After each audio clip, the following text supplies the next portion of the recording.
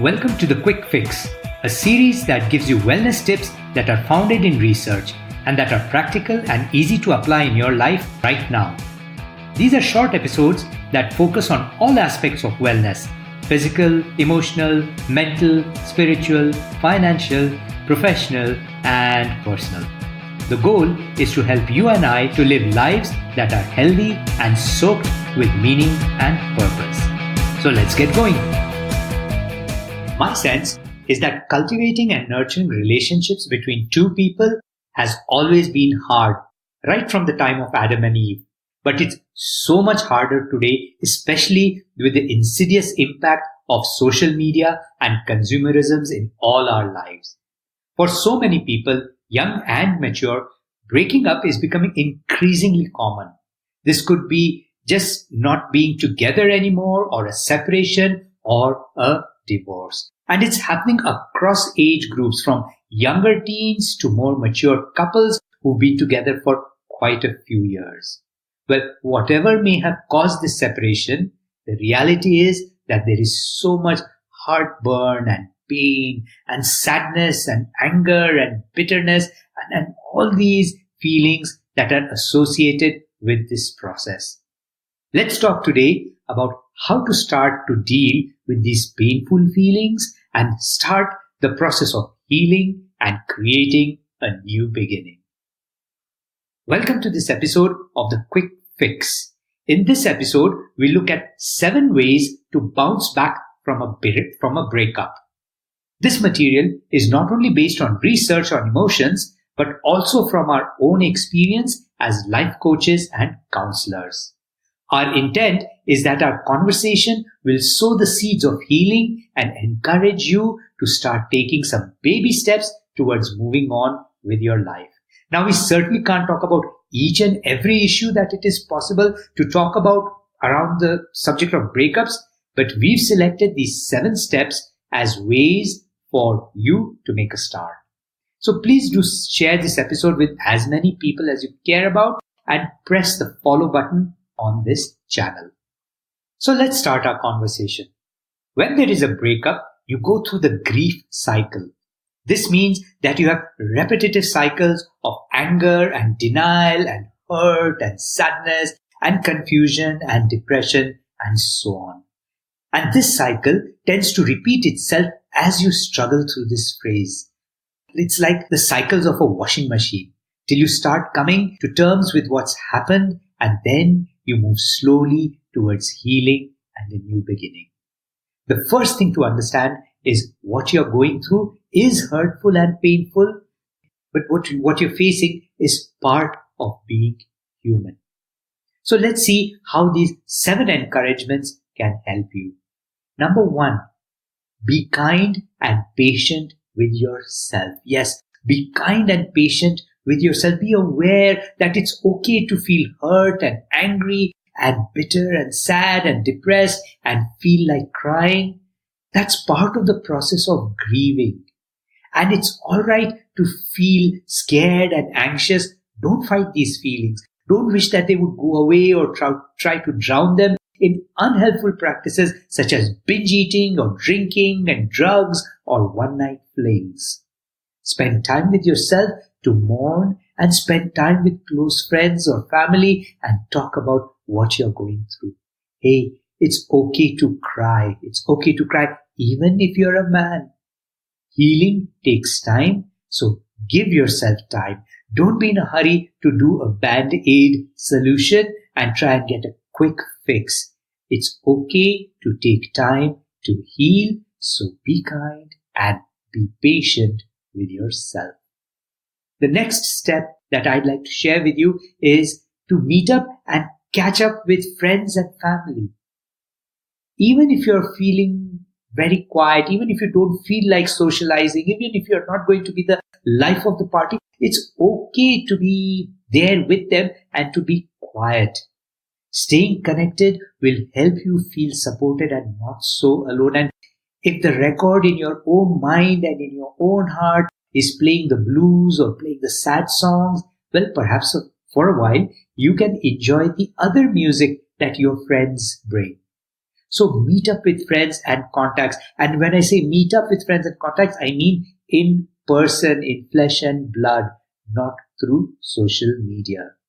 As you meet with friends and they know what you're going through, you will be surprised at how much support you'll get from friends and family when you share with them what's happening in your life.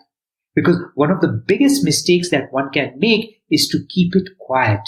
And one keeps it quiet because one feels shame around the breakup. This is a big mistake because you're removing the healing that comes from your friends and family. So don't hide it from them. Reach out for support. So number 1 was to be kind and patient with yourself. Number 2 is meet and catch up with friends and family. And number 3 is move your body.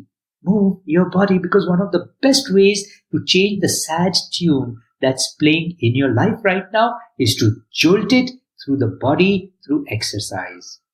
Even simple things such as going for a brisk walk can tremendously help the brain and body chemistry to overcome the blues. Join an exercise class, walk in nature, start running or group exercise, try out yoga. All these practices generate healing hormones in your body and will support you to feel much better. And it doesn't matter you don't feel like starting it or you're not in the mood. Of course you're not going to feel like it. Of course you won't be in the mood. You just do it anyway. So tip number 3 is to start moving with your body and exercise. Number 4 is a little bit more internal. See a beautiful you. A beautiful you. See that beautiful you. So let go of the shame-based thoughts that are typical of surrounding a breakup. Thoughts like, I'm not good enough. There's something wrong with me. I've always been this way. I can't hold down a relationship. Why don't people don't like me? This thinking is not helpful and often does not have much truth in it. Think about your own strengths and all the things that make you feel special and that all the things that make you special. Think about the good things and the good times you've had. Think about the good things that you have. Focus on an attitude of gratitude. So make gratitude your attitude. Start a gratitude journal and write 2 or 3 things that you're grateful for each day. Small things.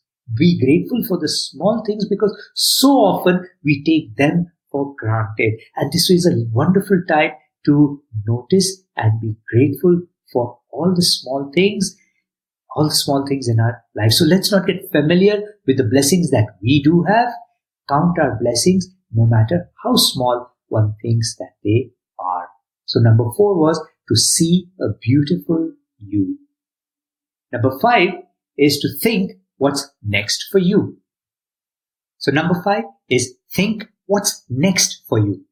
Think about the positive changes you're going to make. Think about the things you want to accomplish and to enjoy.